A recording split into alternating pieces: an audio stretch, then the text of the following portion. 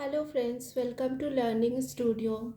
Hello बच्चों, आज हम लोग algebraic expressions and identities chapter का एक्सरसाइज 8.3 को कवर करेंगे। इसके पहले बच्चों हमने एक्सरसाइज 8.2 किया था। उसमें हमने मोनोमियल से मोनोमियल को मल्टीप्लाई किया था।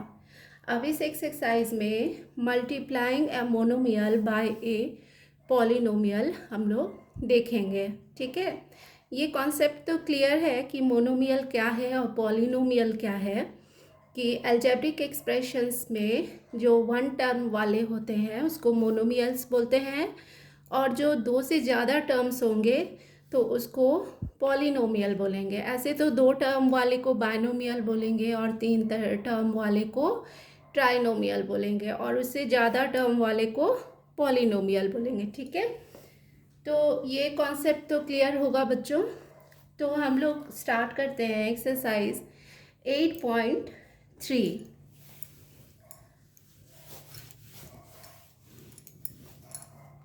नाउ फर्स्ट नंबर क्वेश्चन है, carry out the multiplication of the expressions in each of the following pairs. ठीक है, इसमें क्या कह रहा है, डिफरेंट डिफरेंट एक्सप्रेशन दिया हुआ है और हम लोग को मल्टीप्लाई करना है। तो नंबर 1 का 1 ले लेते हैं question, 4p, q plus r। ठीक है, ये दो एक्सप्रेशन है, क्या करना है हम लोग को, मल्टीप्लाई करना है। तो 4p इंटू लिख देंगे, q प्लस r जो है ना ये बाइनोमियल एक्सप्रेशन है, तो इसको ब्रैकेट में लिख देंगे q प्लस r। ठीक है, अब हो जाएगा 4p। अब इसको क्या करेंगे, मल्टीप्लाई करेंगे। तो मल्टीप्लाई करेंगे तो कैसे करेंगे, 4p को पहले इस वाले टर्म से मल्टीप्लाई करेंगे और अगेन 4p को इस वाले टर्म से भी मल्टीप्लाई करेंगे। ठीक है, तो पहला जो टर्म से मल्टीप्लाई किए तो क्या हो जाएगा, 4pq, और प्लस हो जाएगा क्योंकि प्लस साइन है बीच में इसीलिए प्लस हो जाएगा। उसके बाद 4p से r को भी मल्टीप्लाई करेंगे तो क्या हो जाएगा, 4pr। ठीक है, सिंपली इसमें कुछ नहीं है बच्चों, केवल ध्यान रखना है कि हम लोग को वेरिएबल का ध्यान रखना पड़ेगा। यहाँ पे अगर सेम वेरिएबल है ना तो सेम वेरिएबल का ध्यान रखना पड़ेगा। तो यहाँ पे 4pq हो गया और प्लस हो गया 4pr, तो ये हमारा आंसर हो गया। ठीक है, तो ये हम लोग और बनाते जाएंगे और हम लोग को क्लियर होते जाएगा। सेकेंड नंबर में है ab comma a minus b। ठीक है, यहाँ पे दो एक्सप्रेशन है और दो एक्सप्रेशन को हम लोग मल्टीप्लाई करेंगे, ab into a minus b। Okay, A B को मल्टीप्लाई का साइन दिए या फिर नहीं भी देंगे तो भी मल्टीप्लाई ही मानेंगे। तो A B into A minus B, तब क्या होगा, ए बी को एक बार ए से मल्टीप्लाई करेंगे, अगेन ए बी को फिर बी से मल्टीप्लाई करेंगे। ठीक है, और बीच में साइन का भी ध्यान रखेंगे। कैसे करेंगे अभी देखते हैं। ए बी इंटू ए, तो ए मैच कर रहा है तो ए का हम लोग को पावर रेज हो जाएगा, यानी 1 है यहाँ पे और 1 यहाँ पे पावर है, तो ये हो जाएगा ए स्क्वायर बी। उसके बाद ए बी इंटू बी है, उसके बाद माइनस साइन है तो माइनस साइन लगा देंगे और फिर हम लोग ए बी इंटू बी करेंगे, that means A B square हो जाएगा। क्योंकि बी का पावर यहाँ 1 है और यहाँ 1 है तो 1 प्लस 1 ऐड हो जाएगा। क्योंकि मल्टीप्लाई में जो पावर रहता है ना, जो सेम वेरिएबल का पावर रहेगा बच्चों, उसको हम लोग ऐड कर देंगे मल्टीप्लिकेशन के केस में। ठीक है, तो ए स्क्वायर बी हो गया माइनस ए बी स्क्वायर हो गया, ये हमारा आंसर हो गया। ओके, अब हम लोग बनाते जाएंगे क्वेश्चन, हम लोग को क्लियर होते जाएगा कि किस तरह से हम लोग को करना है। नेक्स्ट क्वेश्चन देख लेती हूँ। नंबर 3 में है a plus B comma 7 a square B square. ठीक है, यहाँ पे दो एक्सप्रेशन दिया हुआ है, कौन कौन सा, एक 2 टर्म वाला है तो ये बाइनोमियल एक्सप्रेशन हो गया, और ये सिंगल टर्म वाला है मोनोमियल हो गया। तो इसमें हम लोग को मोनोमियल से मतलब पॉलिनोमियल्स को मल्टीप्लाई करना है, ठीक है। तो 7a² b² multiplied by a plus b, इस तरह से हम लोग लिख देंगे पहले। उसके बाद नेक्स्ट स्टेप होगा 7a³ हो जाएगा, क्योंकि a² है यहाँ पे और a है यहाँ का पावर, तो a का पावर 1 है और यहाँ पे स्क्वायर है मतलब 2 है, तो 2 + 1 यहाँ पे 3 हो जाएगा, और यहाँ b² हो जाएगा। उसके बाद फिर 7a² b² से हम लोग वापस b को मल्टीप्लाई करेंगे और प्लस साइन बीच में आ जाएगा, फिर उसके बाद इससे इसको मल्टीप्लाई करेंगे तो हो जाएगा 7a² b³ हो जाएगा, क्योंकि b² है और यहाँ पे b है, तो b का स्क्वायर और b दैट मीन्स 2 + 1 3 हो जाएगा।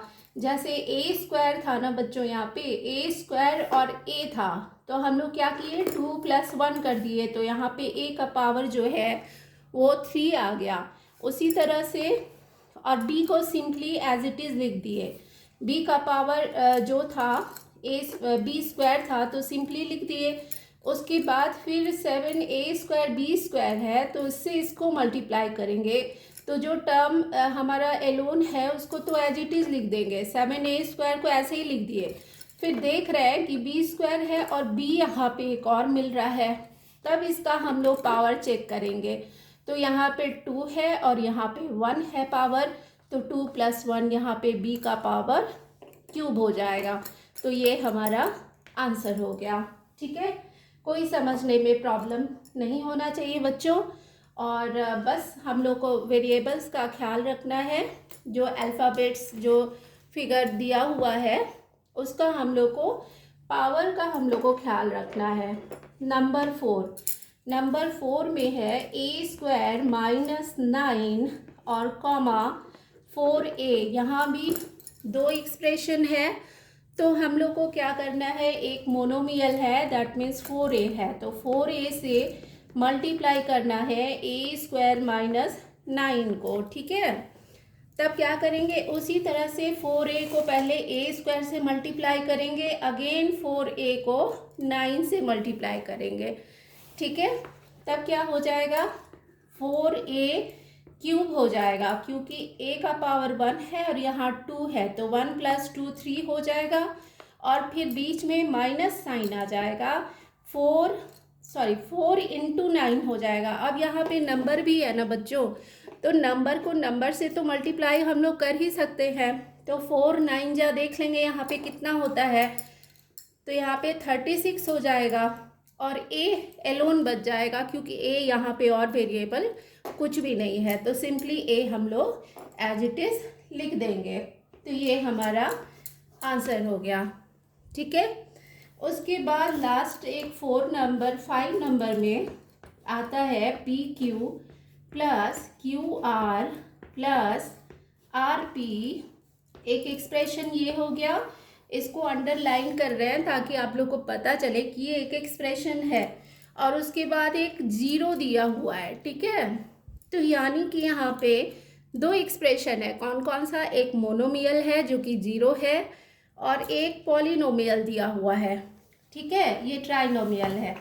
ओके, तब इसको क्या करेंगे, मल्टीप्लाई उसी तरह से करेंगे, PQ + QR + RP। हम लोग को मल्टीप्लिकेशन का तरीका तो लिखना ही पड़ेगा क्वेश्चन में, कॉपी में अपने, तो 0 मल्टीप्लाइड बाय ये जो एक्सप्रेशन है उसको हम लोग लिख दिए। और जैसा कि हम लोग जानते हैं बच्चों, किसी भी चीज़ को हम लोग 0 से मल्टीप्लाई करेंगे तो आंसर 0 होगा, तो इसका भी आंसर हमारा 0 निकल गया, ठीक है। इतना तक तो क्लियर है बच्चों, कोई प्रॉब्लम नहीं होना चाहिए, और अगर कोई प्रॉब्लम होगा तो मुझे कमेंट में ज़रूर बताइएगा। उसके बाद सेकंड नंबर आता है क्वेश्चन, कंप्लीट द टेबल, ठीक है। इसको टेबल बना के दिया हुआ है, फर्स्ट एक्सप्रेशन a है, सेकेंड एक्सप्रेशन दिया हुआ है b plus C plus D, और हम लोग को क्या करना है, प्रोडक्ट मालूम करना है।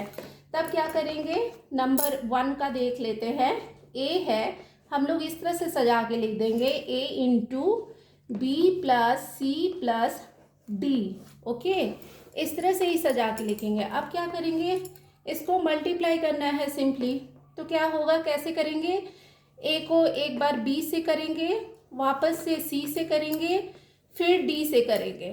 दैट मीन्स अलग अलग करेंगे मल्टीप्लाई, और साइन का भी ख्याल रखेंगे बीच में।